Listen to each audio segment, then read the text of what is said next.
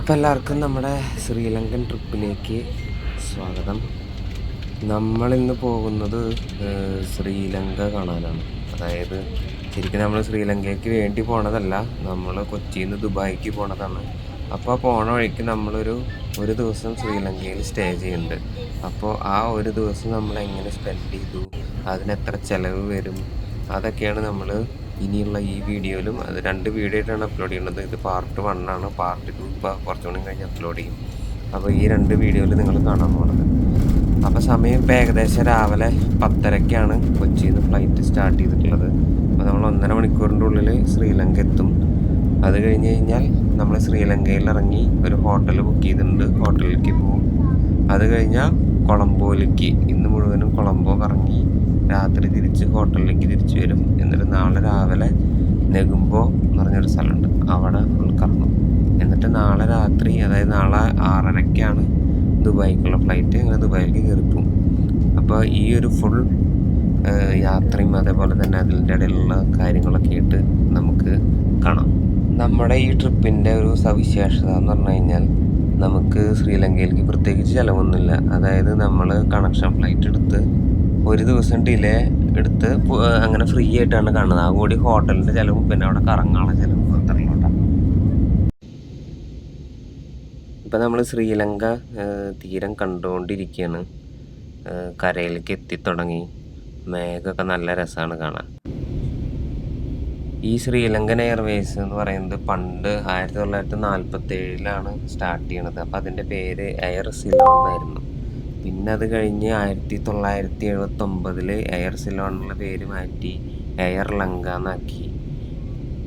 പിന്നെ എയർ ലങ്ക എന്നുള്ളത് എമിറേറ്റ്സ് എടുത്ത് 1998 മുതൽ ഒരു 2008 മുതലുള്ള ഒരു സമയത്ത് ഇത് എമിറേറ്റ്സ് ഹാൻഡിൽ ചെയ്ത്. അങ്ങനെയാണ് പിന്നെ ഇതിൻ്റെ പേര് ശ്രീലങ്കൻ എയർലൈൻസ് എന്നാക്കിയത്. പിന്നെ 2008 എമിറേറ്റ്സ് നിർത്തി. പിന്നെയും ഇപ്പോൾ ശ്രീലങ്കൻ സർക്കാരാണ് ഫുള്ള് ഹാൻഡിൽ ചെയ്യണത്. അപ്പോഴും പേര് ശ്രീലങ്കൻ എയർവേസ് എന്നാണ്. വളരെ നല്ല സ്റ്റാൻഡേർഡ് ഫ്ലൈറ്റാണ്, ബഡ്ജറ്റ് ഫ്രണ്ട്ലിയാണ്. എന്നാൽ ഫുഡും ഉണ്ട്, അതുപോലെ തന്നെ TV, മാപ്പ്, ഗെയിം, ഫിലിംസ്, പിന്നെ സീരിയലുകൾ, പിന്നെ കാർട്ടൂണ്, കുറേ പരിപാടികളൊക്കെ അത്യാവശ്യം നല്ല ഫ്ലൈറ്റിലുള്ള എല്ലാ കാര്യങ്ങളും ഇതിൽ കിട്ടും. നല്ല സർവീസാണ്, നല്ല ഫുഡാണ്. ഈവൻ 1.5 മണിക്കൂറാണ് കൊച്ചിയിൽ നിന്ന് ശ്രീലങ്കയ്ക്കുള്ളെങ്കിലും കൂടി ഫുഡും കാര്യങ്ങളൊക്കെ തരും അവർ. അങ്ങനെ നമ്മൾ ശ്രീലങ്കയിലെത്തി. ഇപ്പോൾ ശ്രീലങ്കയിൽ ഫ്ലൈറ്റ് ലാൻഡ് ചെയ്തുകൊണ്ടിരിക്കുകയാണ്. ഏകദേശം ആകാശത്ത് നിന്ന് കാണുമ്പോൾ നമ്മുടെ എറണാകുളം പോലെ തന്നെയാണ് കേട്ടോ. അതായത് ആ ഒരു പച്ചപ്പും പരിതാപമൊക്കെ ഉണ്ട്. അങ്ങനെ ശ്രീലങ്കൻ റൺവേയിലേക്ക് എത്തി. നമ്മൾ അതായത് ഫ്ലൈറ്റ് ലാൻഡ് ചെയ്യണത് ശ്രീലങ്കയിലത്തെ ബന്ദരനായക ഇൻ്റർനാഷണൽ എയർപോർട്ട് എന്നിട്ടാ. ശ്രീലങ്കയിൽ തന്നെ നല്ല ഏറ്റവും വലിയ എയർപോർട്ടാണ് ഇത്. കൊളംബോ സിറ്റിയുടെ അടുത്താണ്. അതുകൊണ്ടാണ് നമ്മൾ കൊളംബോയിലേക്ക് പോണത്. ഈ കൊളംബോ സിറ്റിയുടെ അടുത്ത് കാട്ടുനായിക എന്ന് പറഞ്ഞൊരു സ്ഥലത്താണ് ഈ ബന്ദരനായക ഇൻ്റർനാഷണൽ എയർപോർട്ട് സ്ഥിതി ചെയ്യണത്. അപ്പോൾ അതുകൊണ്ടാണ് നമ്മൾ കൊളംബോയിലേക്കും പോകണത്, അതേപോലെ തന്നെ അതിൻ്റെ അടുത്തുള്ള നെഗുംബോയിലേക്കും പോകണത്. അങ്ങനെ ഫ്ലൈറ്റ് ലാൻഡ് ചെയ്തു. ഇനി ബാക്കി ഇമിഗ്രേഷനും കാര്യങ്ങളൊക്കെ കഴിഞ്ഞിട്ട് കാണാം. ഇപ്പം നമ്മുടെ ഇമിഗ്രേഷനും കാര്യങ്ങളൊക്കെ കഴിഞ്ഞു, പുറത്തേക്ക് എത്തി. നമ്മളൊരു ഊബറിൽ ഒരു ടാക്സി ബുക്ക് ചെയ്തു. ഇപ്പോൾ വെയിറ്റ് ചെയ്തുകൊണ്ടിരിക്കുകയാണ്. അപ്പോൾ എയർപോർട്ടിൽ എത്തി കഴിഞ്ഞാൽ നേരെ പുറത്തേക്ക് ഇറങ്ങുക, ലെഫ്റ്റ് സൈഡിലാണ് ഈ ഊബറിൻ്റെ സ്ഥലമുള്ളത്. അപ്പോൾ അവിടെ ഊബറിൻ്റെ വണ്ടികളൊക്കെ അവിടെ വന്നിട്ടാണ് നിൽക്കുക. പിന്നെ അതുപോലെ നമ്മൾ അവിടെ നിന്ന് ഒരു സിം എടുത്തിട്ടുണ്ടായിരുന്നു കേട്ടോ. ഒരു ഡയലോഗിൻ്റെ ഒരു സിം, ഡയലോഗ് എന്ന് പറഞ്ഞൊരു കമ്പനിയുടെ സിം എടുത്തിട്ടുണ്ടായിരുന്നു. നമുക്കത് ആവശ്യമൊന്നും വന്നില്ല, എന്നാലും നമ്മളൊരു സേഫ്റ്റിക്ക് എടുത്തതാണ്. നമ്മൾ ഹോട്ടലിലേക്ക് നമുക്ക് ടാക്സിക്ക് ആയത് എത്രയോ 2000-3000 ശ്രീലങ്കൻ റുപ്പീസായിരുന്നു. അതായത് നമ്മൾ ഇറങ്ങിയ സമയത്ത്, അതായത് എയർപോർട്ടിൽ തന്നെ നമുക്ക് ബാങ്കിൽ കാർഡ് ഇട്ടെടുക്കാം. എത്രയാണ് കൺവേർഷൻ ചാർജ് ഒന്നും നോക്കിയില്ല. നമ്മൾ 30,000 ശ്രീലങ്കൻ റുപ്പീസാണ് അവിടെ നിന്ന് എടുത്തത്. അത് ഇന്ത്യൻ മണി ഏകദേശം എനിക്ക് തോന്നുന്നത് 8,000 ആയിട്ട് വരും തോന്നുന്നുണ്ട്. അങ്ങനെ നമ്മൾ ഒരു ഹോട്ടലിൽ എത്തിയതിന് ശേഷം ഒരു ടുക്ക് എടുത്തിട്ട് ഇറങ്ങി. അതായത് എല്ലാം നമ്മൾ ഊബറിലാണ് ബുക്ക് ചെയ്യണത്. അത്യാവശ്യം നല്ല പെട്ടെന്ന് തന്നെ വരും. ബുക്ക് ചെയ്ത് കഴിഞ്ഞാൽ അപ്പം തന്നെ വരും. നമ്മൾ ഓൾറെഡി ഹോട്ടലിൽ വന്നിട്ട് കുറച്ച് നേരം റെസ്റ്റ് ചെയ്തിട്ടുണ്ടായിരുന്നു. ഹോട്ടലിൻ്റെ വിശേഷങ്ങളൊക്കെ നമുക്ക് നാളത്തെ വീഡിയോയിൽ പറയാം. അപ്പോൾ നമ്മൾ ശ്രീലങ്കൻ റൂട്ടിലൂടെ ഇപ്പോൾ കൊളംബോയിലേക്ക് പോയിക്കൊണ്ടിരിക്കുകയാണ്. അപ്പോൾ ഈ സൈഡിൽ കാണുന്നതൊക്കെ ശ്രീലങ്കൻ സിറ്റിയാണ്. ശ്രീലങ്കയിൽ ഒരു വലിയൊരു എക്സ്പ്രസ് ഹൈവേ ഉണ്ട്, നമ്മളത് കൂടെ പോയില്ല. പിന്നെ അതേപോലെ ടുക്ക് എടുക്കണത്, നിങ്ങൾ കൊളംബോയിലേക്ക് പോവുകയാണെന്നുണ്ടെങ്കിൽ നിങ്ങൾ ടുക്ക് എടുക്കണം എന്നില്ല. കാരണം ടുക്ക് അവിടെ എത്തുമ്പോൾ ഒരു സമയമാവും. അപ്പോൾ നിങ്ങൾക്ക് കൊളംബോയിലേക്ക് പോകുന്ന സമയത്ത് നിങ്ങൾക്ക് ടാക്സി, അതായത് കാറ്, ഊബറിൻ്റെ ടാക്സി ഇതിൽ വേറെ കാറിൻ്റെ മോഡൽ ഏതെങ്കിലും എടുക്കുകയാണ് നല്ലത്. നിങ്ങൾ ടുക്ക് ആയാലും കുറച്ച് നേരം വഴിക്കെത്താൻ. അപ്പം നമ്മൾ കൊളംബോയിലേക്ക് എത്തി. ആ കണ്ടതാണ് ലോട്ടസ് ടവർ കേട്ടോ. കൊളംബോ സിറ്റിയിൽ തന്നെ നല്ലൊരു അടിപൊളി സാധനമാണ് ഈ ലോട്ടസ് ടവർ.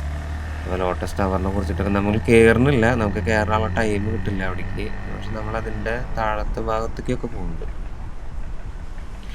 ഇപ്പം നമ്മളിപ്പോൾ ഫസ്റ്റ് പോണത് അവിടുത്തെ ഗംഗരാമയ്യ ടെമ്പിൾ എന്ന് പറഞ്ഞുള്ളൊരു സ്ഥലമാണ്.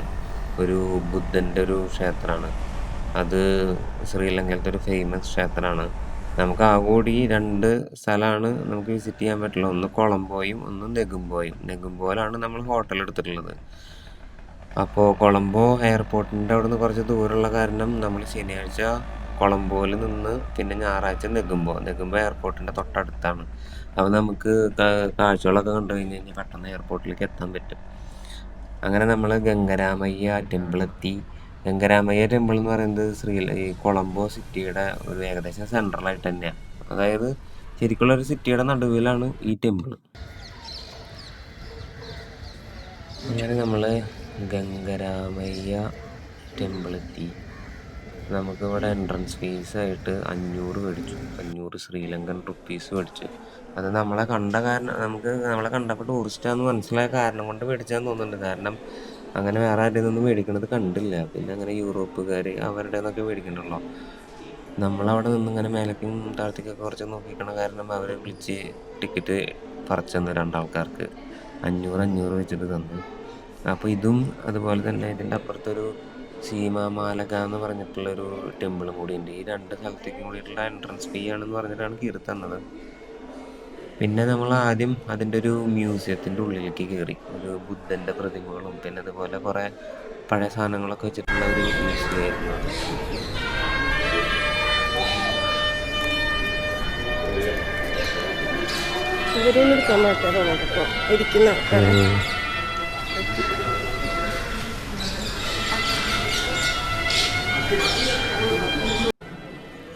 ഈ ക്ഷേത്രത്തിൻ്റെ നടുമുറ്റത്ത് വലിയൊരു പടിയുടെ ആകൃതിയിൽ വരിവരിയായിട്ട് കുറേ പ്രതിമകൾ വെച്ചിട്ടുള്ളത് കാണാം. ഈ മേലെ കാണുന്നതൊക്കെ പ്രതിമകളോ എല്ലാം ബുദ്ധൻ്റെ പ്രതിമകളാണ്. ഇത് ഇന്തോനേഷ്യയിൽ ഒരു ബോറാബുദ്ധൂർ എന്ന് പറഞ്ഞൊരു ബുദ്ധക്ഷേത്രത്തിൻ്റെ വാസ്തുവിദ്യ എന്നൊക്കെ ഒരു പ്രചോദനം ഉൾക്കൊണ്ടാണ് ഈ ഭാഗം ഉണ്ടാക്കിയിട്ടുള്ളത്. ഇത് പലതരം മുദ്രകളിലാണ് പലതരം മുദ്രകളിൽ ധ്യാനിച്ചിരിക്കുന്ന രീതിയിലാണ് രൂപകൽപ്പന ചെയ്തിട്ടുള്ളത്. എല്ലാം ബുദ്ധനാട്ടം, ഓരോരോ മുദ്രയിലാണ് ഇരിക്കുന്നത്.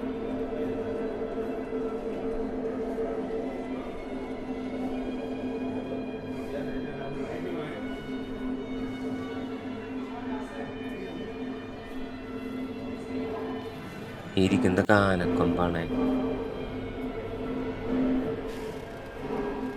കണ്ടോ. ഇതെല്ലാം ബുദ്ധൻ്റെ പ്രതിമകളാണ്. ചില സ്ഥലത്ത് ആൾക്കാർ തൊട്ട് അത് ആ ഭാഗം ഇങ്ങനെ നല്ല തിളങ്ങിയിട്ട് നിൽക്കുന്നുണ്ട്. തൊടാത്ത സ്ഥലങ്ങളൊക്കെ എനിക്ക് തോന്നുന്നത് ഇങ്ങനെ കറയായിട്ട് നിൽക്കുകയാണ്.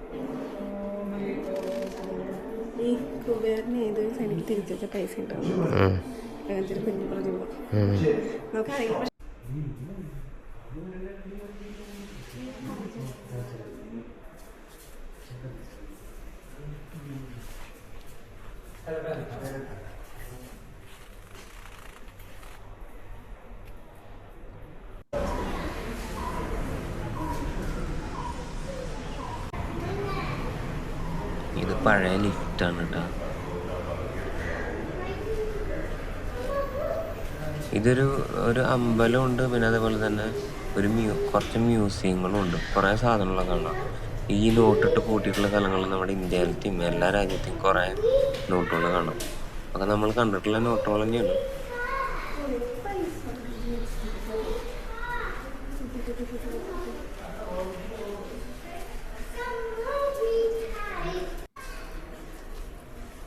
ഇത് കുറേ പഴയ കാറുകളാണ്.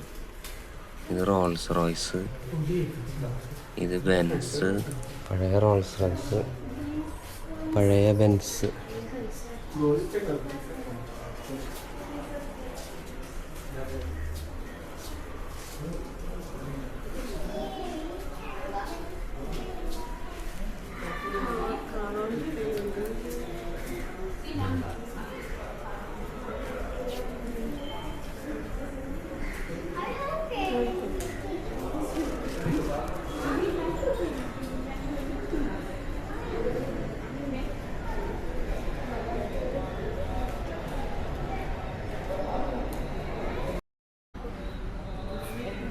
ഈ ഗംഗരാമയ്യ ക്ഷേത്രത്തിൻ്റെ ഏറ്റവും വിശുദ്ധിയും പ്രധാനപ്പെട്ട ഒരു സ്ഥലമാണ് ഈ ബോധി വൃക്ഷം എന്ന് പറയുന്നത്. അതായത് സീക്രട്ട് ബോധി ട്രീ എന്നാണ് ഇതിൻ്റെ പേര്.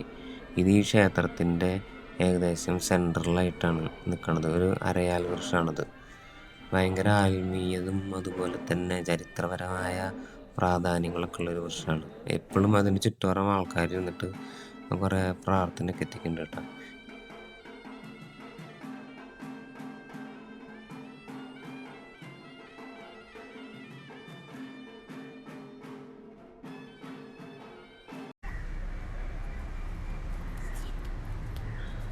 അങ്ങനെ നമ്മൾ അവിടെ നിന്ന് ഇറങ്ങി. ഇതാണ് ഗംഗരാമയ്യ ക്ഷേത്രത്തിൻ്റെ പുറത്തുള്ള ഭാഗം.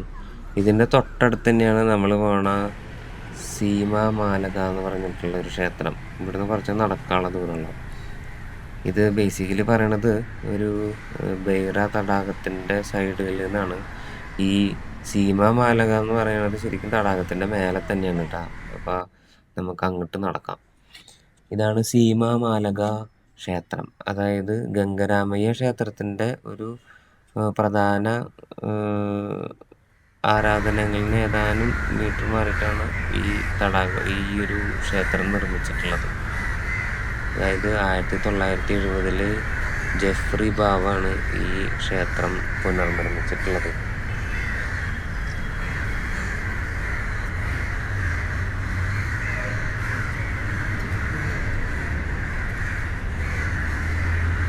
ഈ ക്ഷേത്രത്തിൻ്റെ ചുറ്റോറം ബുദ്ധൻ്റെ പ്രതിമകളും, അതായത് വെങ്കലത്തിൽ തീർത്ത ബുദ്ധ പ്രതിമകളാണ് നമുക്ക് കാണാൻ പറ്റുന്നത്. അതും പല ധ്യാനമുദ്രകളിലാണ് സ്ഥാപിച്ചിട്ടുള്ളത്.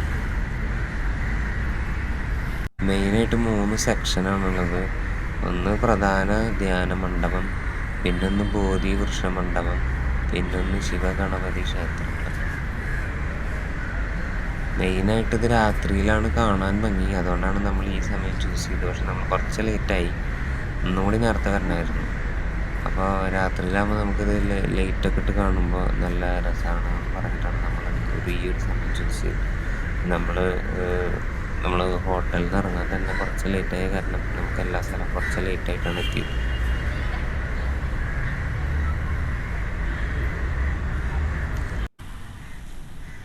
അങ്ങനെ നമ്മൾ ആ ടെമ്പിളിൽ നിന്നും ഇറങ്ങി ഇനി പതുക്കെ ഒന്ന് കൊളംബോ സിറ്റി കൂടെ ഒന്ന് നടക്കാമെന്ന് വിചാരിച്ചു. അങ്ങനെ കൊളംബോ സിറ്റി കൂടെ ഒന്ന് നടന്നുകൊണ്ടിരിക്കുന്നു.